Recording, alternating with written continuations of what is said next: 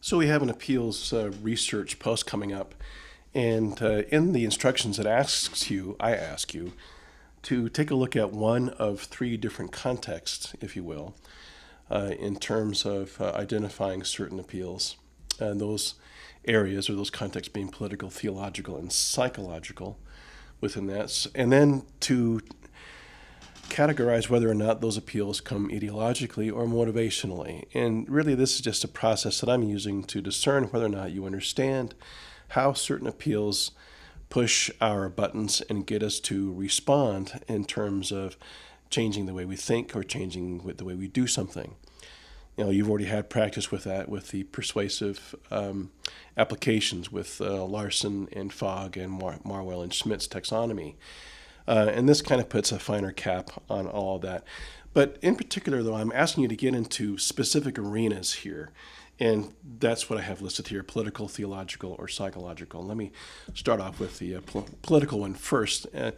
And this is hopefully to help us become a little bit more literate, maybe, in terms of how we feel, the stand that we have taken politically, and what that means to us, and what that might mean to others, and how malleable are we within that position to go through and consider anybody else's ideas. I think we're at a crisis, as I've discussed in class, in terms of political discourse here, when this country has never been more divided, and so politically, and that's why I have this as one of the main contexts in terms of studying this. And we could spend an entire semester on what this means in terms of political appeals. We have a system that sets us up from a conservative standpoint and a liberal standpoint. And then I get the beauty of the system in terms of being able to cultivate dissent and critical thinking and look at opposing ideas and so on. And at some point in this country, that seemed to be functioning pretty well, and now we're getting to a point where the function has turned into dysfunction. So I want to go back and maybe visit some of the values on both of these sides, and maybe get into a very quick definition of what these truly mean to begin with. When I'm talking to students in a classroom, especially my lower division students, I'll ask them, what's a conservative, and they'll throw out some interesting ideas, and then I'll ask them what's a liberal, and they'll throw out mostly pejoratives in terms of what a liberal is. And when I try to boil it down to really the basis of these ideas had to do with how much government do we want? Do we want a little amount of government, or do we want government to go through and be more of an assistant to on a social level? And there's nothing right or wrong with either of those ideas, but that's just really where they stem from, conservative government or liberal government.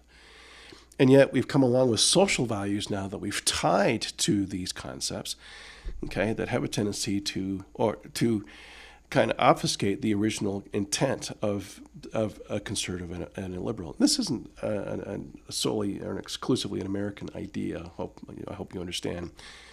These are concepts that drive democracies across the planet, okay, in terms of how much government or how little government do we have. So the conservative values the idea of small governance and freedom, and the liberal values the idea of freedom through not extensive government necessarily, but through a liberal government to go through and help society find equality.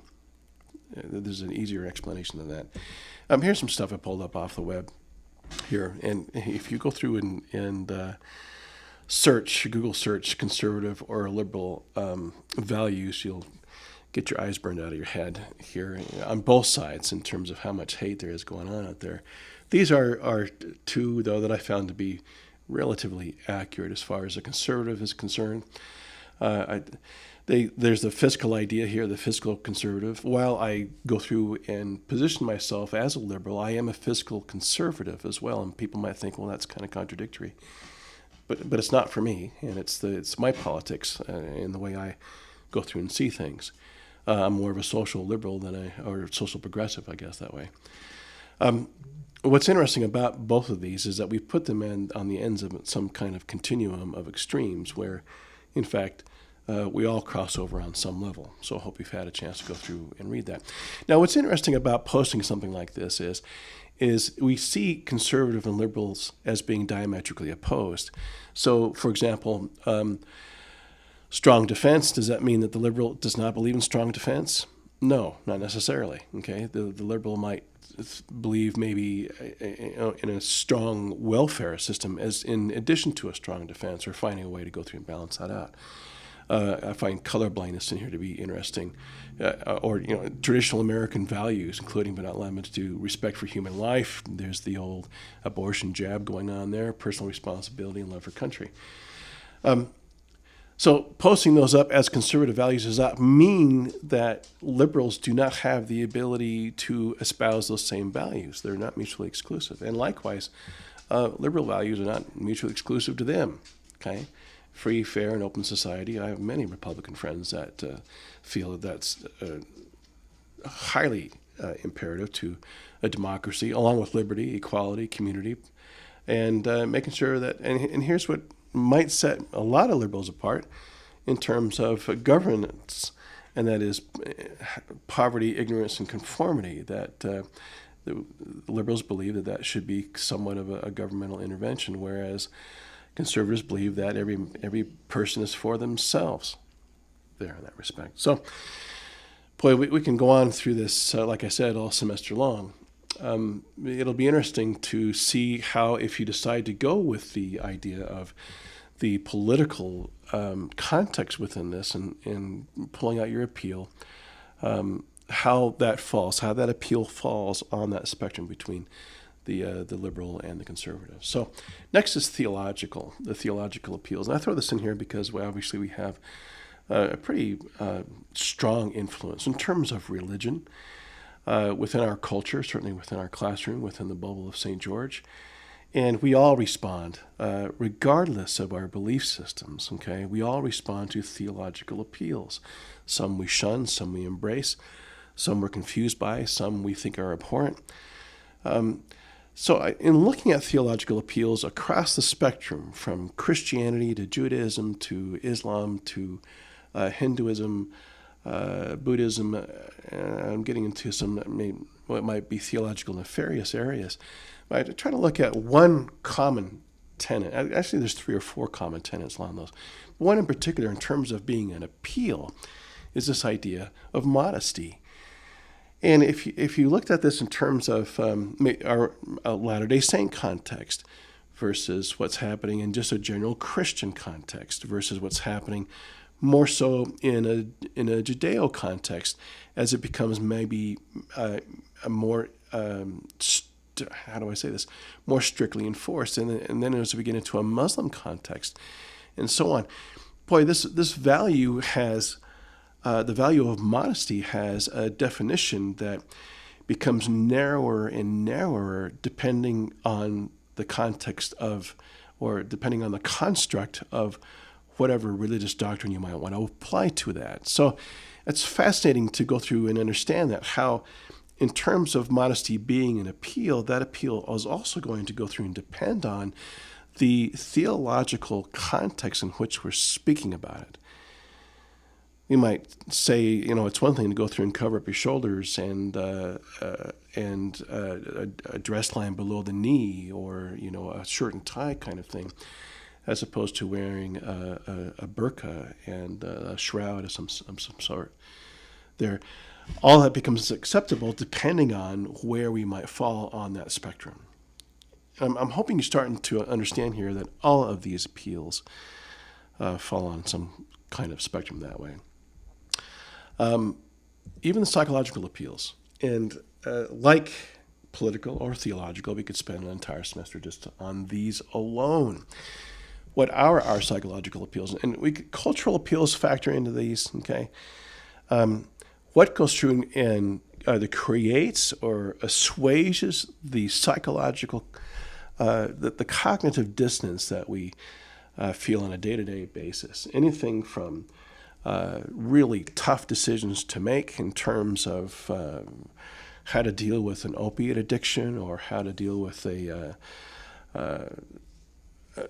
a pending bankruptcy, or I'm just pulling these out of the air trying to figure out, or do we end up buying a new car?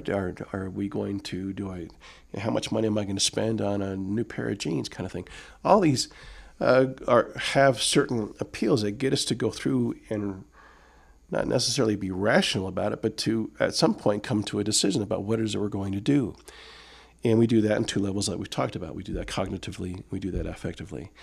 And usually that ends up into some type of a psychomotor response that way. Well, psychologically, there's a center to that typically. Our center becomes an identity, and that identity starts to grow as we start to go through and consider different aspects of that identity. And then it starts to feather out into culture and what that might mean to us, and the decisions we make and what are they driven by. And I could keep going with this word cloud until I'd fill the picture with this. And I wanted to stop here because of just what I had up going on here. Every single one of these has some type of a psychological appeal to it, even something as relatively dismissive as coffee, not only from a cultural standpoint, but just the psychological aspect of if you are a coffee drinker. And if you're invited to coffee or to sit down and say, hey, you want to grab a cup of coffee? That goes through and puts together an entirely different appeal to a conversation, or a glass of wine for that matter, than does anything else because of the cultural influences within that. So those are pretty intertwined, culture and the idea of a psychological appeal. But again, it's so faceted, I couldn't possibly cover everything. But I just want to get your minds kind of ticking on these kinds of things. So how do they work? What do they do?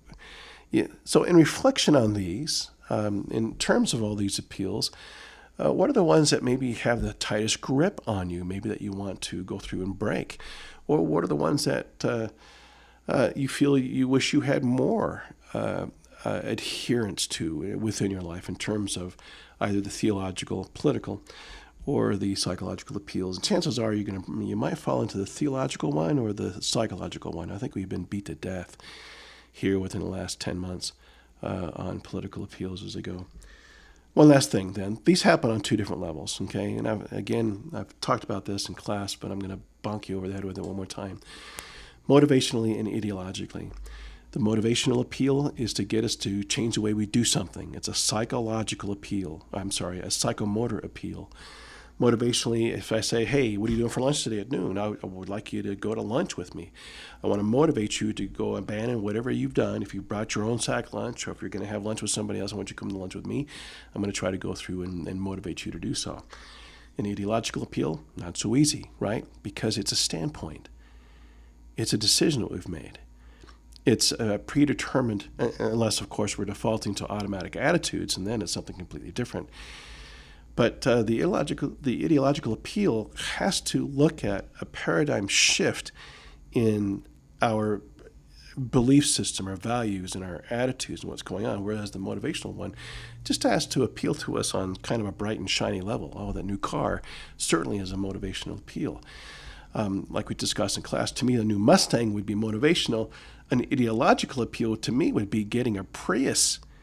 Okay, because I would have to change my mindset from horsepower to efficiency, and that goes through. And the more I commute, the more I'm thinking about shifting my brain that way. Who knows? All right, so I'm hoping this helps you out in terms of your persuasive appeals post that's coming up. The artifact is completely up to you, whatever it is that you want to go through and examine for this and making these applications.